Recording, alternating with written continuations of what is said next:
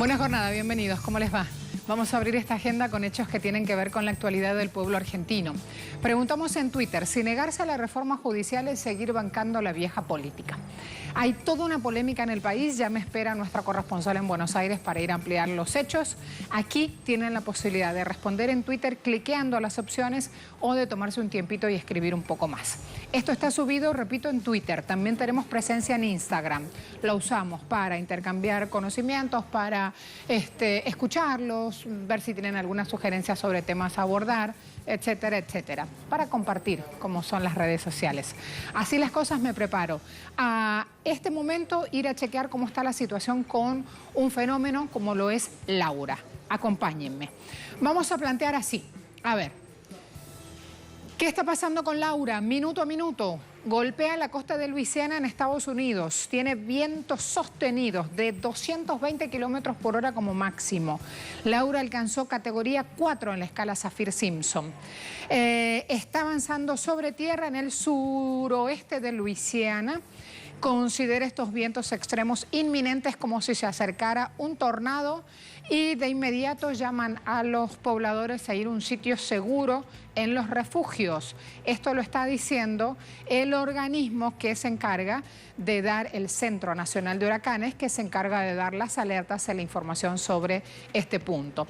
A la 1 hora local de Luisiana, el ojo de Laura, que amenaza con inundaciones catastróficas, según este organismo, que por la sigla en inglés es el NHC, tocó tierra cerca de la localidad de Cameron y avanzaba en dirección norte a una velocidad de 24 kilómetros por hora. Así planteada esta actualización, vamos a seguir hasta ahora cubriendo otros temas.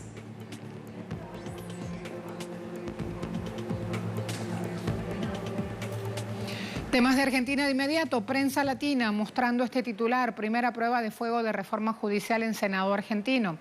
Tras sortear un debate en comisiones, la reforma impulsada por el gobierno de Alberto Fernández pasará hoy su primera prueba de fuego en esta sesión en el Senado. Alberto Fernández ha sido muy claro, diciendo que están abiertos a todas las opiniones y que el propósito de la reforma es que la justicia funcione mejor. Además, fíjense este otro medio de comunicación de Argentina, Crónica, con este titular.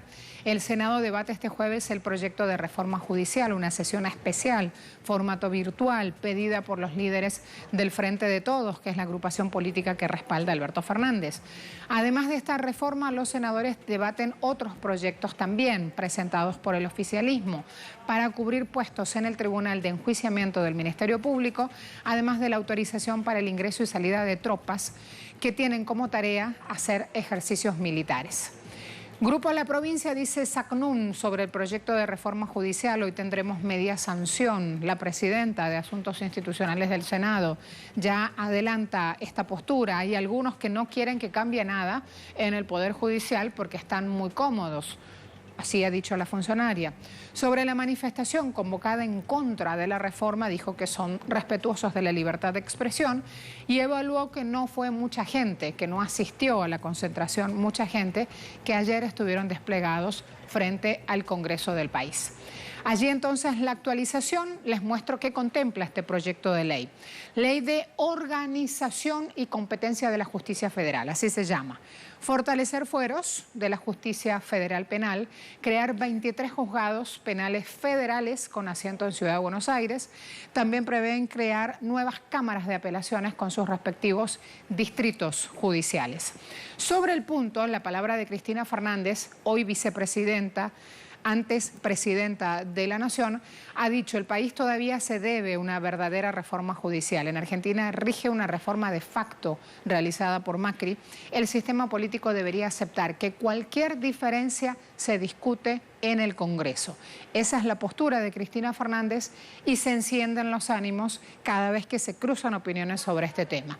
Con ese debate candente y polémico me voy a Buenos Aires con Carolina Silvestre. Caro, bienvenida. Un saludo para vos, mi querida Marcela, y para todos los que nos miran por Telesur.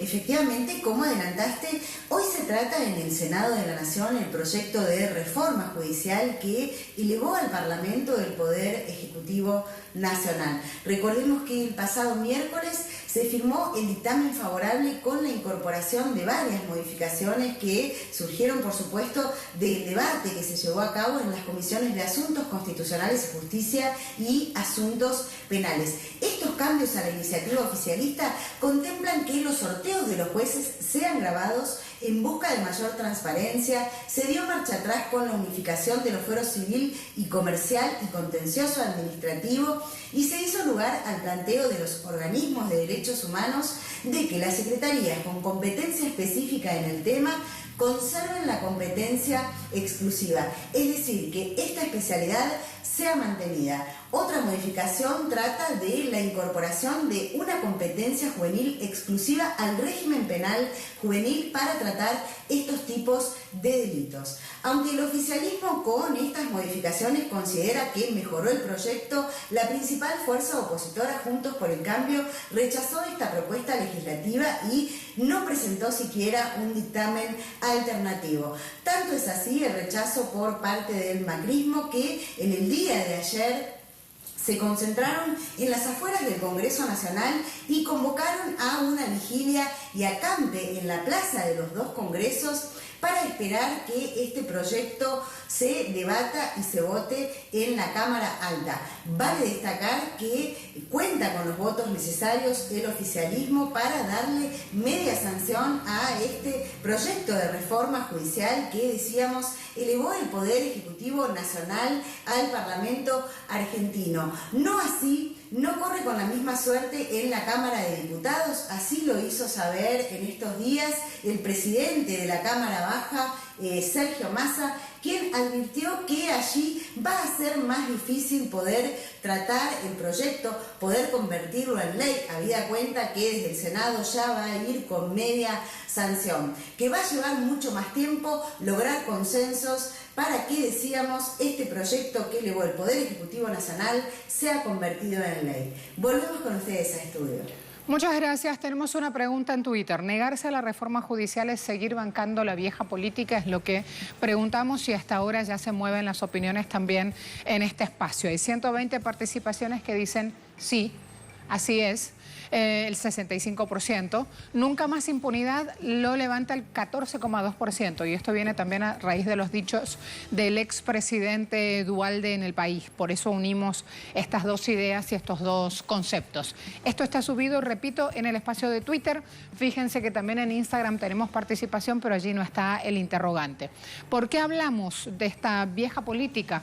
Porque, bueno, quienes debaten hoy en Argentina están situando que estos hechos ocurren, esta reforma judicial está planteada dentro de un contexto de gobernabilidad que se viene luego de la pandemia, donde se necesitan otros tipos de esfuerzos. Argentina hoy inicia un diálogo formal con el FMI para reestructurar su deuda. Argentina hoy tiene en marcha mecanismos de acción social tendientes a recuperar una inversión social perdida a lo largo de la gestión macrista. Así entonces, planteado este escenario, súmense a participar y a debatir en minutos nada más, ya con nuestra invitada que está vía Zoom. Afinamos las últimas pruebas y vamos con ella a debatir lo que pasa hoy en el país sudamericano.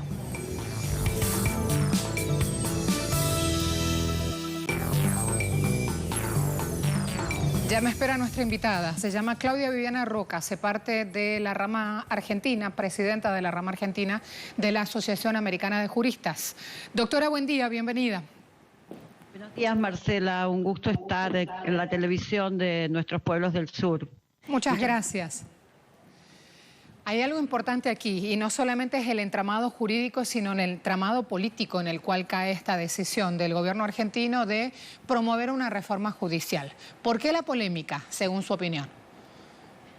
Bueno, a ver, quiero comenzar por contarles que según las estadísticas, las últimas estadísticas en nuestro país, el 70% de la población, más del 70%, no cree en el Poder Judicial y más del 80% está disconforme con su funcionamiento. Por tanto, esta reforma fue parte de la plataforma electoral de quien hoy gobierna nuestro país y en este sentido es una deuda con todos los argentinos. Obviamente que hay una resistencia. Yo quiero decir que de acuerdo a estas cifras que acabo de dar, no hay una resistencia mayoritaria. Esto es un discurso que están creando la más media, los grandes medios concentrados en la Argentina, porque son parte interesada y que nada cambie.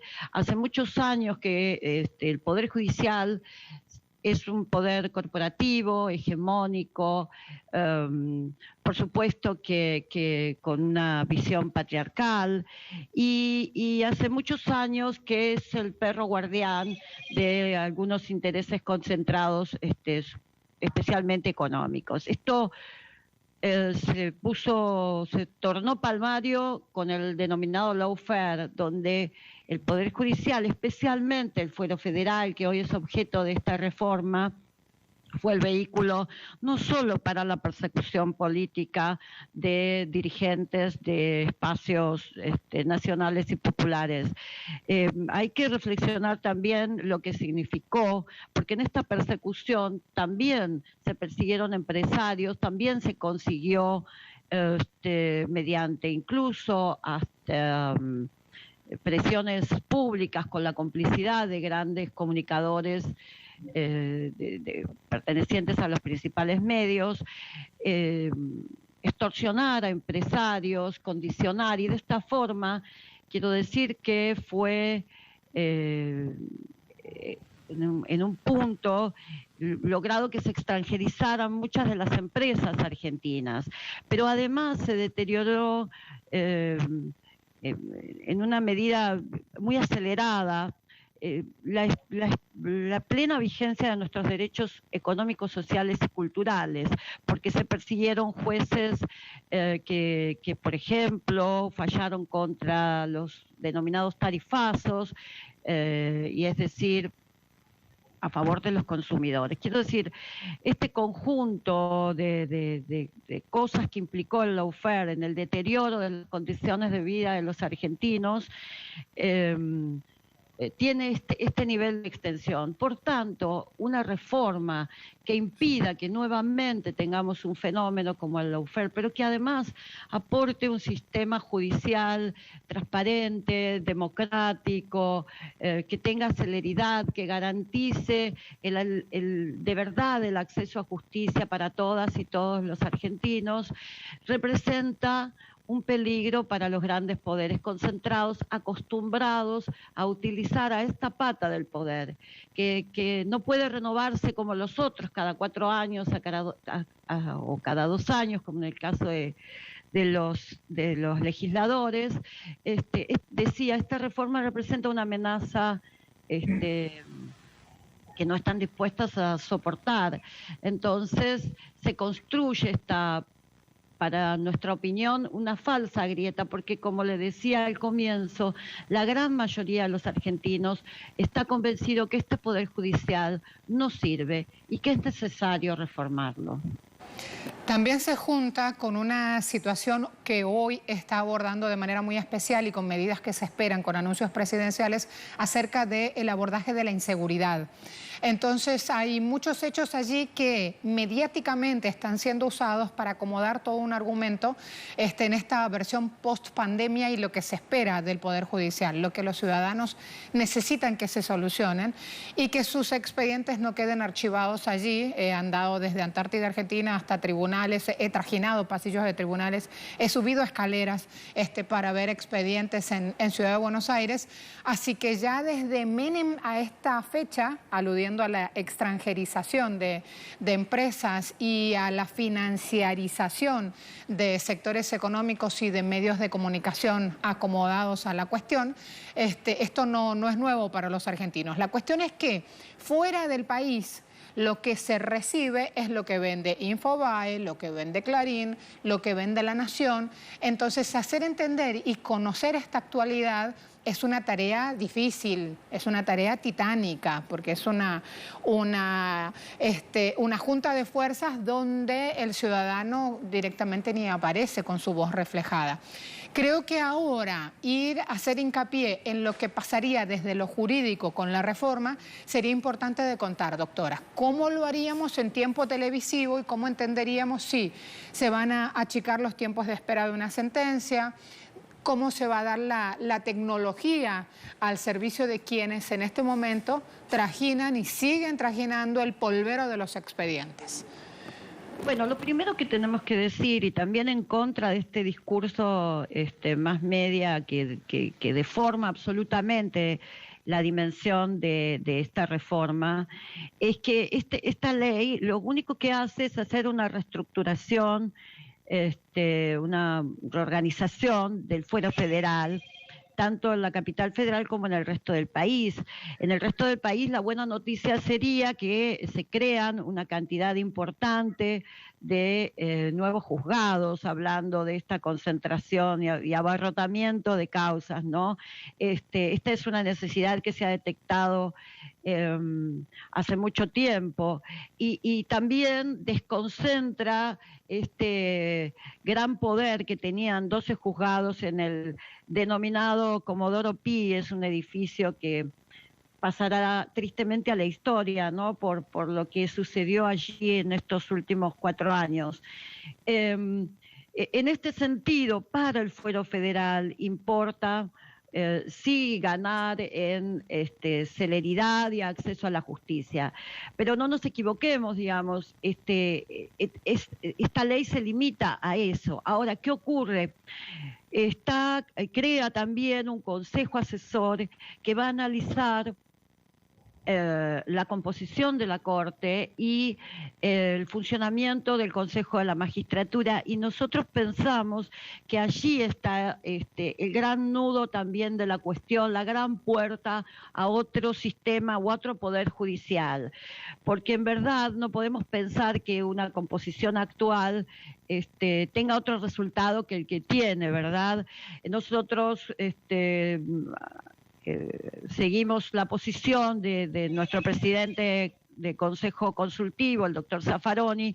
Creemos que es necesaria una Corte ampliada, dividida por salas, y muy especialmente una sala constitucional, porque ha sido la vía mediante la cual los planteos de constitucionalidad, el poder concentrado ha utilizado el Poder Judicial en otros momentos para parar políticas públicas trascendentes para nuestros pueblos.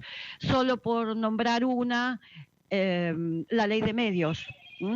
Entonces, esto sí implicaría, esta transformación sí implicaría un nodo central que cambie el derecho o la justicia para todos y todas nosotros, ¿no?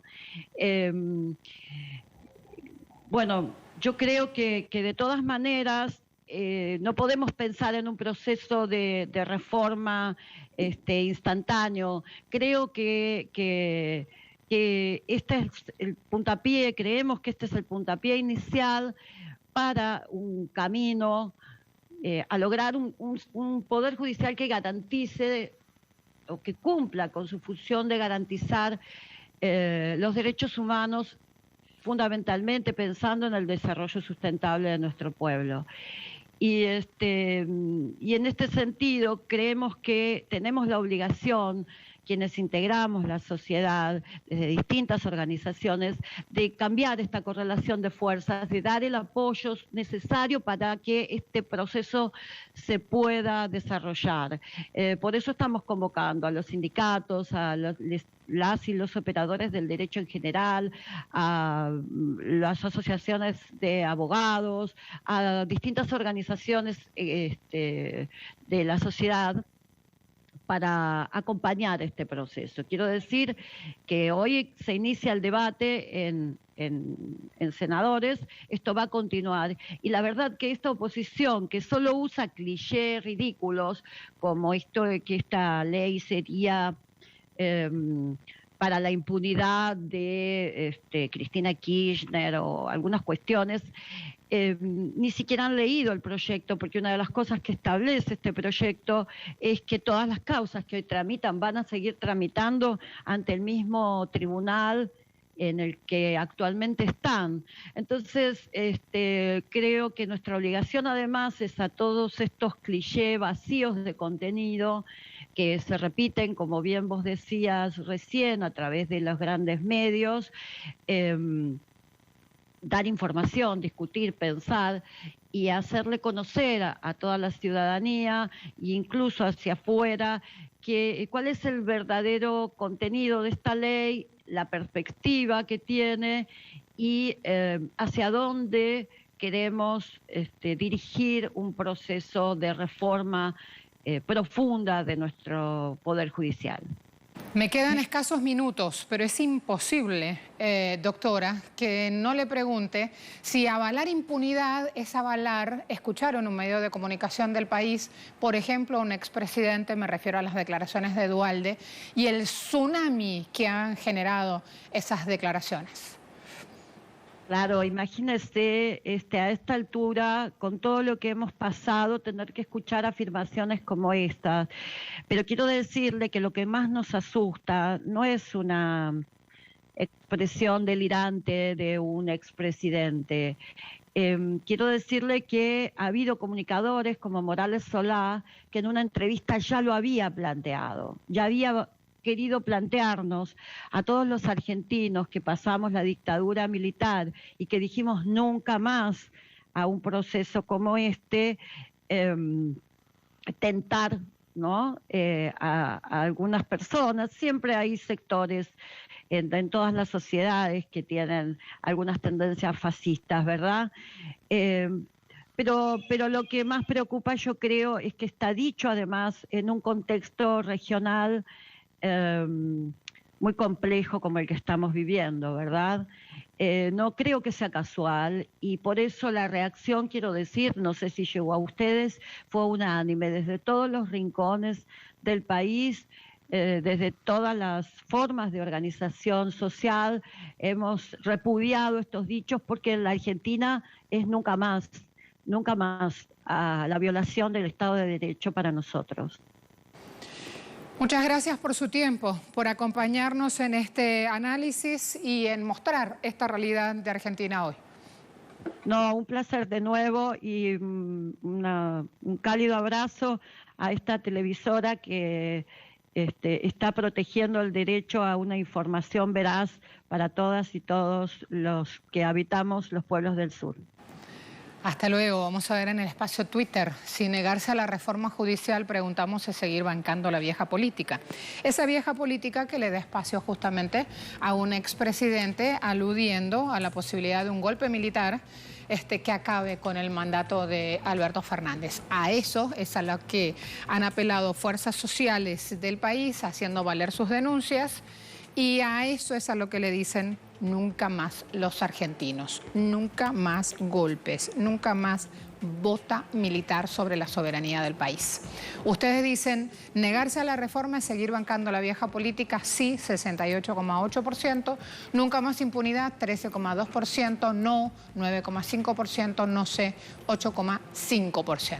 Momento de ver una pausa muy rápida y antes, como para tomar un respirito, quiero mostrarles esto. Entran a un restaurante, entran con unos comensales extraños, poco comunes, y fíjense, ni se mueven, ni respiran, ni molestan, son maniquíes. Están preparados allí para asegurar distanciamiento social en medio de esta pandemia. Pasa en un local canadiense que ha mostrado una forma distinta de cómo implementar las medidas de bioseguridad y cómo llamar la atención también y vender más y llevar su negocio a otro nivel de presentación marketinera. Allí las imágenes y luego una pausa.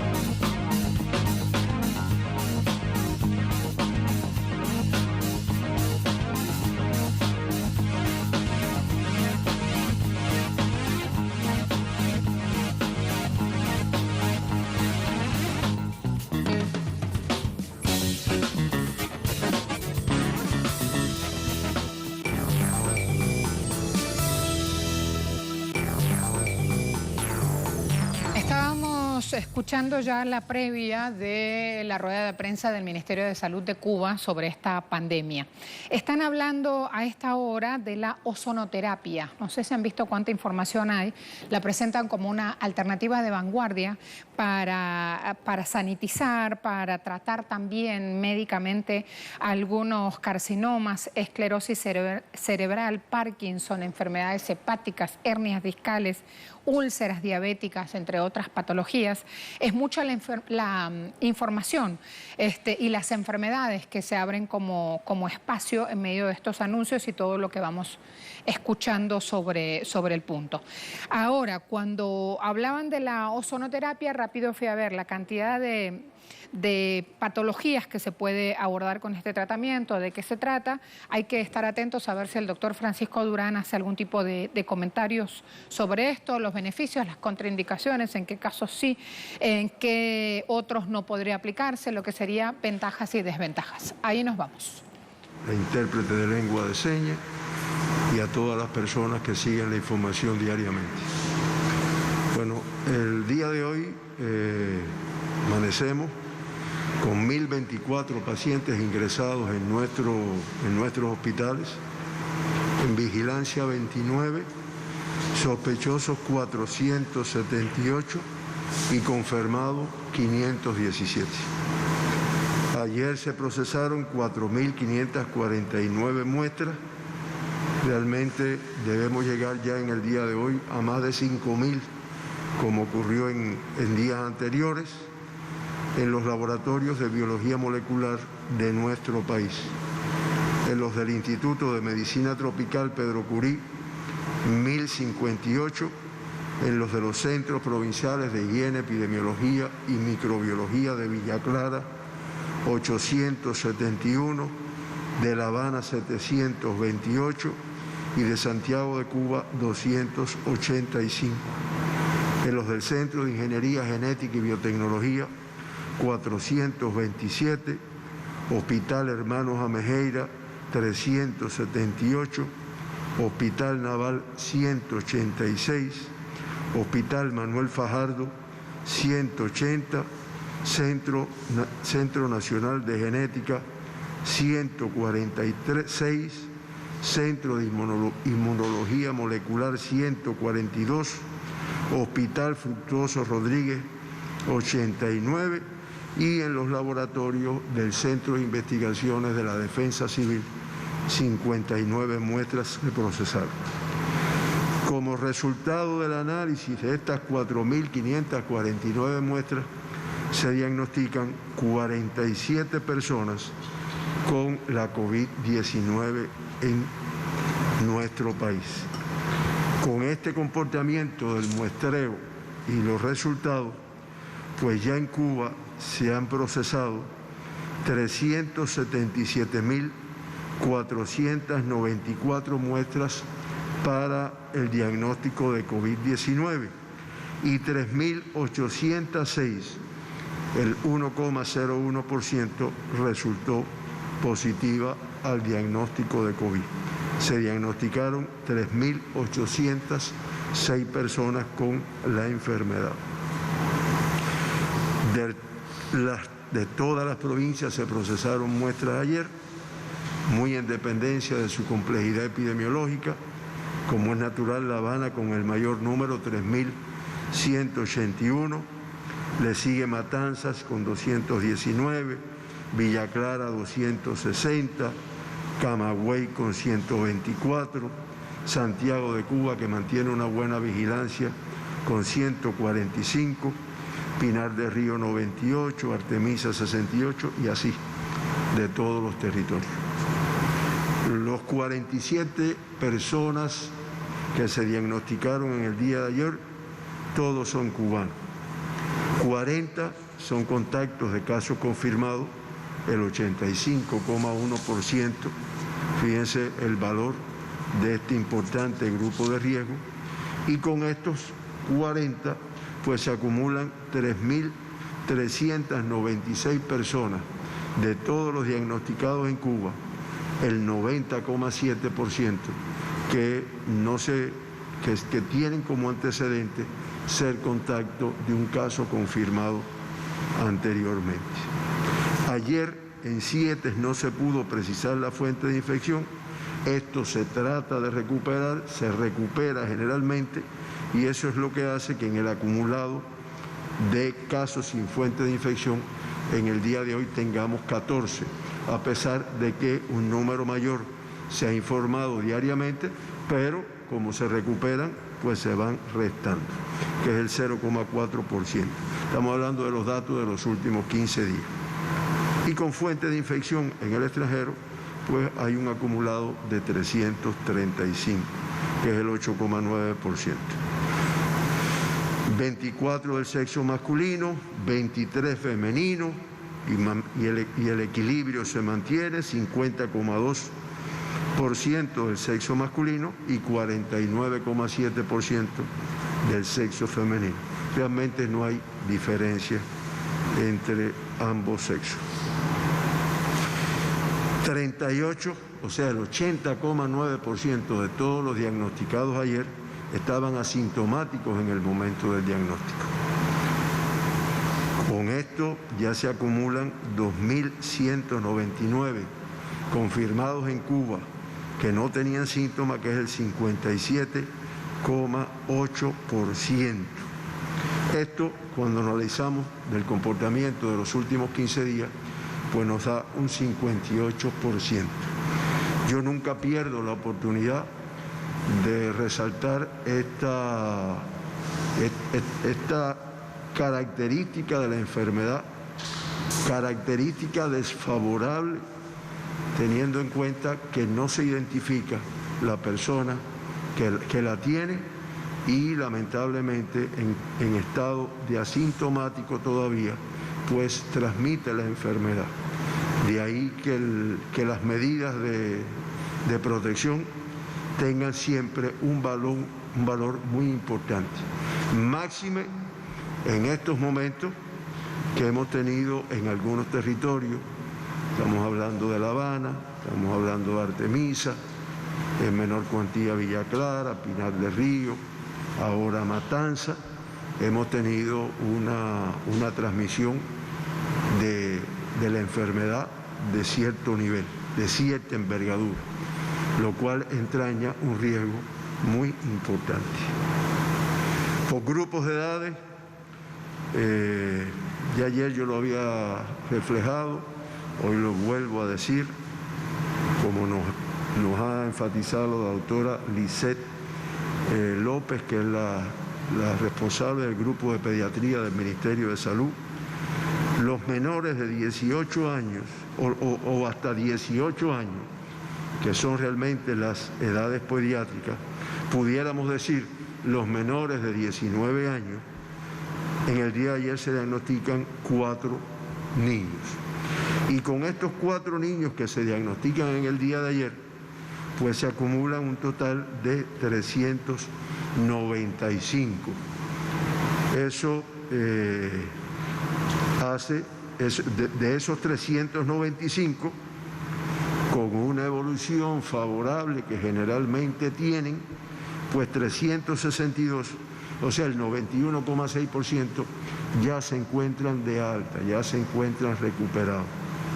Siempre recordamos lo que explicamos aquí en una ocasión de los 2 niños que al principio de la pandemia tuvieron un cuadro grave.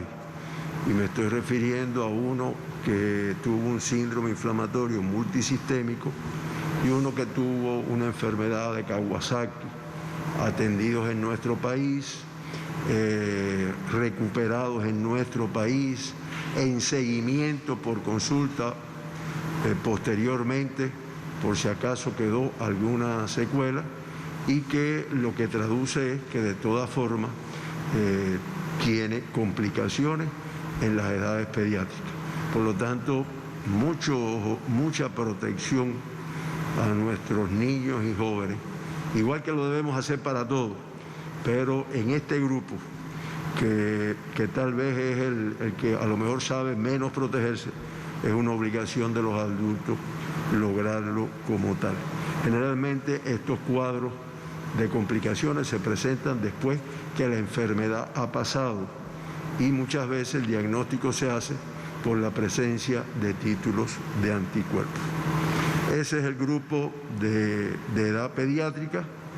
De los 47 de ayer, 23 están en el grupo de 20 a 39 años de edad. Fíjense, 23 más 4 son 27 de los 47. Más del 50% son edades jóvenes de la vida. Por lo tanto, es un grupo que insistimos para que no incurra en conductas de indisciplina.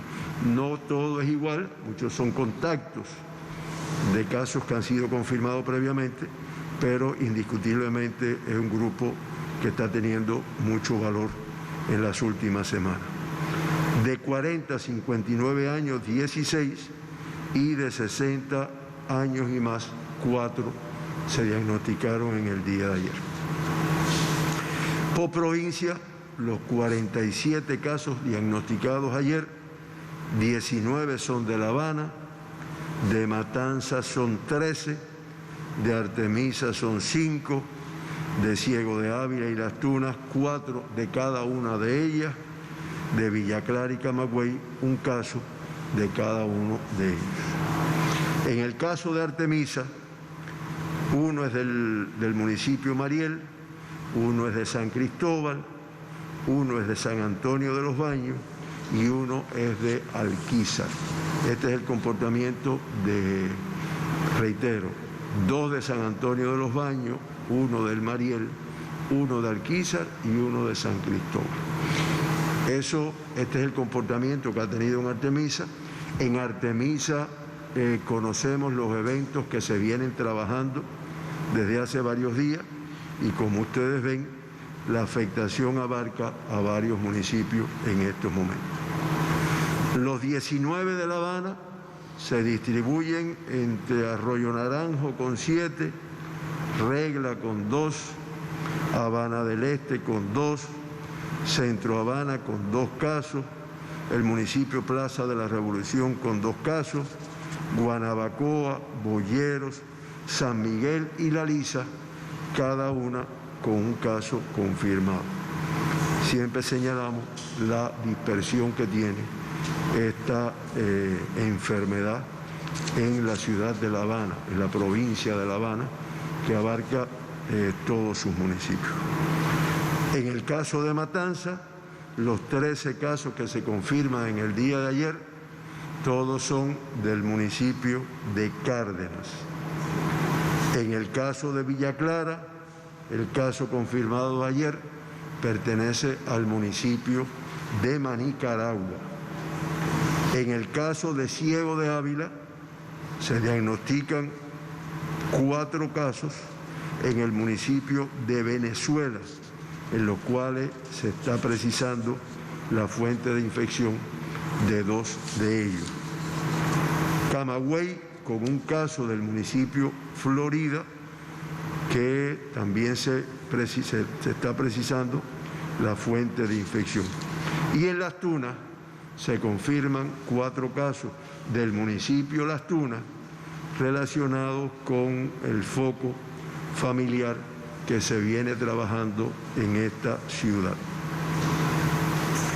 Con este comportamiento por provincias, por municipios, pues La Habana con la mayor tasa del país, tasa de incidencia de casos confirmados por 100.000 habitantes, La Habana con un 23,04, Artemisa 13,79, Pinar del Río 5,48, Villa Clara 1,8, Matanzas 3,47, superior a la del día de ayer, al igual que en Artemisa, Las Tunas con 1,31, Mayabeque 0,52, Ciego de Ávila 0,92, Camagüey 0,13, teniendo en cuenta los casos que han aparecido, y en el caso de nuestro país, de Cuba, la tasa se incrementa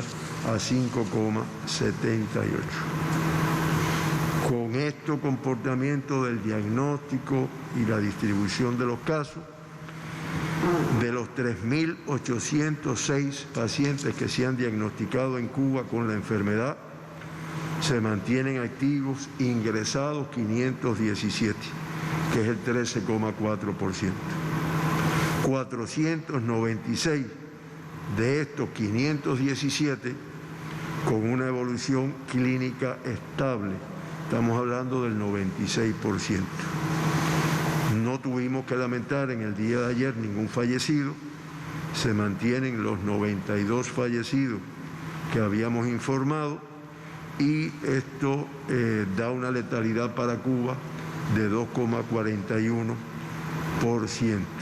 comparado con la letalidad de la región de las Américas, del mundo, perdón, que de la región de las Américas, que es de 3,53%, y la letalidad del mundo, que es de 3,42%. Siempre mencionamos los 2 pacientes que fueron evacuados a principio de la pandemia. Ayer se dieron 36 altas, un número alto, pero con un balance negativo, teniendo en cuenta la cantidad de pacientes que se confirmaron en el día de ayer. Estamos hablando de altas clínicas.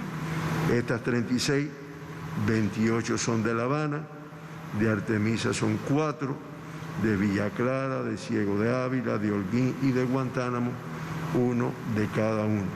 Y ya con estas altas se acumulan 3.195 pacientes, el 84% recuperados.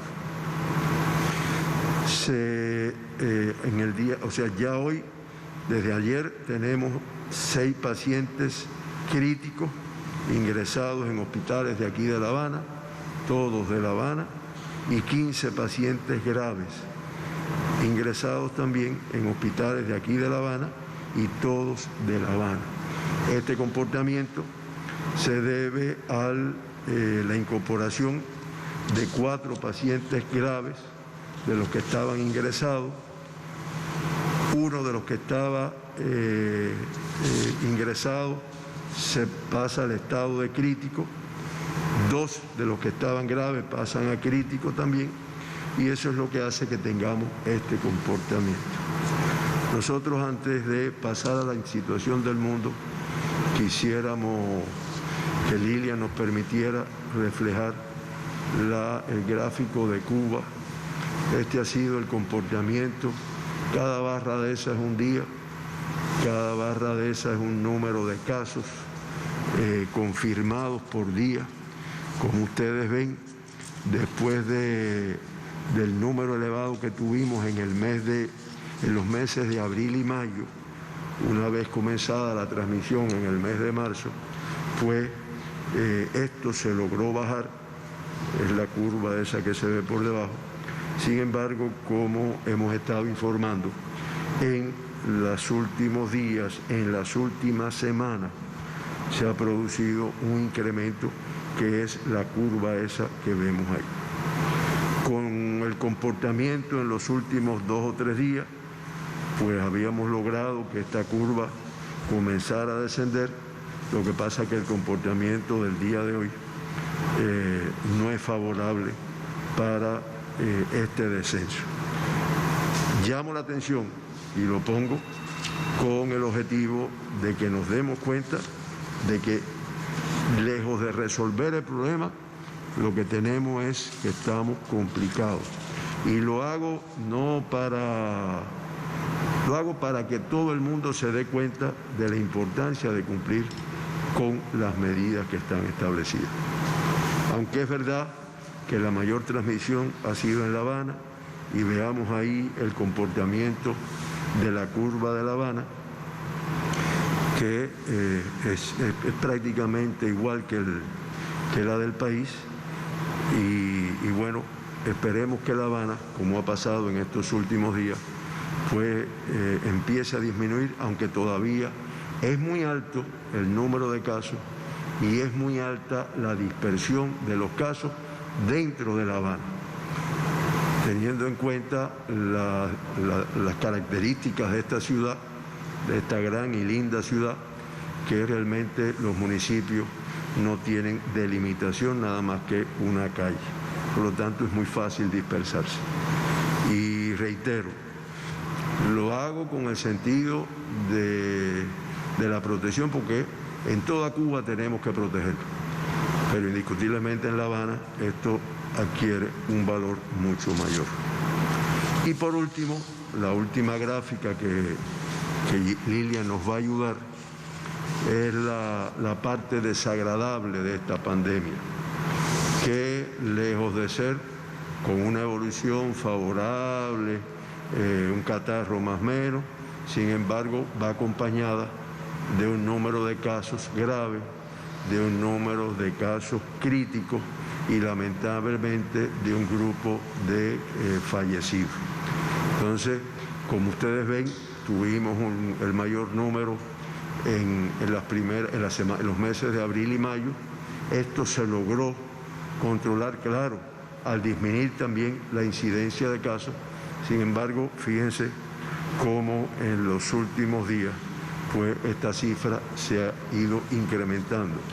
Y es la razón por la que además informamos ya que en el día de hoy tenemos 15 pacientes graves y 6 pacientes críticos, en los cuales se trabaja, se aplican los protocolos de tratamiento, hay un número importante de especialistas que tienen un buen dominio, pero indiscutiblemente es un riesgo muy grande para estos pacientes y para el comportamiento de la enfermedad. Esta es Cuba, esta es la Cuba que vamos a resolver, y esta es la Cuba en la que todos vamos a cumplir con nuestra parte para que no se mantenga con este comportamiento. El mundo también no es favorable. Dejamos Cuba entonces con este reporte de las autoridades de salud y nos preparamos a otras noticias. Vamos a ver qué pasa hoy jueves. Finaliza la Convención Nacional Republicana en Estados Unidos y nuestra corresponsal allí está lista para reportarnos. Aisa, cuando quieras. ¿Qué tal? Muy buenos días. Y efectivamente, cuando las encuestas muestran que 2/3 del electorado estadounidense está descontento con el manejo que ha hecho el gobierno estadounidense de la pandemia, que ha dejado casi 180,000 muertos y cerca de 6 millones de contagiados, la Convención Nacional Republicana llega a su fin esta noche, que se considera la más importante. Hoy le toca al presidente Donald Trump pronunciar su discurso de aceptación como candidato a la presidencia por otros 4 años, y lo hará en vivo desde la Casa Blanca debido a la pandemia. Se trata de la primera vez en que un partido político usa la sede del Poder Ejecutivo para dar un discurso de campaña. Así es que con este discurso se rompe la regla de separar el gobierno de la campaña electoral. Anoche le tocó su turno al vicepresidente y compañero de fórmula Mike Pence, quien encabeza al grupo de trabajo de respuesta de la Casa Blanca a la pandemia de la COVID-19 en el país más castigado por el coronavirus. Él aseguró que Trump ha tomado medidas sin precedentes y que en el país se hacen 800,000 pruebas diarias para detectar el virus. Desde el fuerte McHenry en Baltimore, que se considera fuente de inspiración para el himno nacional, Mike Pence intentó otra vez entusiasmar al electorado, asegurando que el gobierno de Trump ha hecho todo lo posible para controlar la pandemia de la COVID y que se preocupa por la economía. De hecho, habló de los empleos que se crearon en el pasado, en los primeros años de su gobierno. Sobre todo trató de acercarse, evangélico como es, a un segmento de los votantes que es clave en estos comicios, y me refiero a los religiosos de derecha. Pero justamente el impacto de la pandemia será aprovechado otra vez por los demócratas, que quieren impedir que Trump permanezca otros 4 años en la Casa Blanca. Desde Washington, y el mismo día en que Donald Trump acepte su nominación, la senadora afroamericana Kamala Harris, quien es la compañera de fórmula de Joe Biden, hará un discurso para cuestionar la estrategia del republicano para enfrentar el coronavirus. También es probable que hable de otro tema que los republicanos igualmente han evitado en su convención, y es la injusticia racial que se está viviendo. Y es que la crispación social creció en Estados Unidos después del ataque que sufrió un afroamericano de 29 años en presencia de sus hijos el pasado domingo. Resulta que un policía blanco le disparó 7 veces por la espalda, y ahora Jacob Blake se debate entre la vida y la muerte. Y no es el primer caso. Vimos que en mayo pasado pasó algo similar o peor con otro afroamericano, y eso desató una crispación social sin precedentes. Y bueno, el vicepresidente habló de mantener su apoyo a la policía, pero nunca condenó la violencia policíaca contra los negros, pero sí la violencia que, según él, se desató durante las manifestaciones que tienen lugar en Wisconsin desde el lunes, a pesar del toque de queda decretado por el gobierno de Wisconsin, y a pesar de que está en las calles la Guardia Nacional y también el apoyo que les llegó desde las fuerzas federales, y un apoyo que ordenó Trump el día de ayer para, según él, sofocar los disturbios que se están dando en esa ciudad. Eso es lo que se está viviendo hoy en Estados Unidos. Hoy, el día en que Donald Trump será nominado, o más bien aceptará su nominación para la presidencia de Estados Unidos por el Partido Republicano. Muchas gracias. Hasta luego a todos. Gracias por confiar en nosotros y poner Telesur y elegirnos.